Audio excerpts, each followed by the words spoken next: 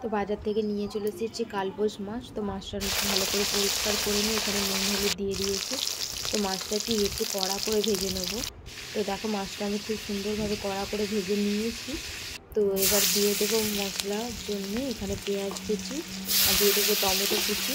তো দিয়ে মশলাটা ভালো করে পেঁয়াজ কুচিটা লাল করে ভেজে নেব। তো দেখো এখানে দিয়ে দেবো পরিমাণ মতো নুন, আর এখানে দিয়ে দেবো জিরে গুঁড়ো, ধনে গুঁড়ো, আদা রসুন বাটা দিয়ে মশলাটা ভালো করে কষিয়ে নেব।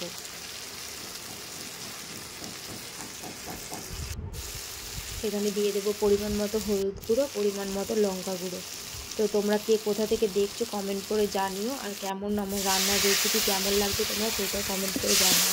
তো এখানে মশলা কষানো আমার হয়ে গেছে, দিয়ে দেবো পরিমাণ মতো জল। তো এখানে দেখো আমার মশলা থেকে তেল ছেড়ে গেছে, এর মধ্যে দিয়ে দেবো জল। তো ঝোলটা আমার ফুটে গেছে, এর মধ্যে দিয়ে দেবো ভেজে রাখা মাছ। তো এখানে মাছগুলো দিয়ে দিয়েছি। তো উপর দিয়ে ছড়িয়ে দেবো ধনেপাতা কুচি। তো মাছের এই রান্নার রেসিপিটা তো দারুণ হয়েছিল, গরম ভাতে আর কিছুই লাগবে না, খুব সুন্দর খেতে হয়েছিল। তো বাঙালি মানেই আমাদের মাছ চাই, তো খুব সুন্দর।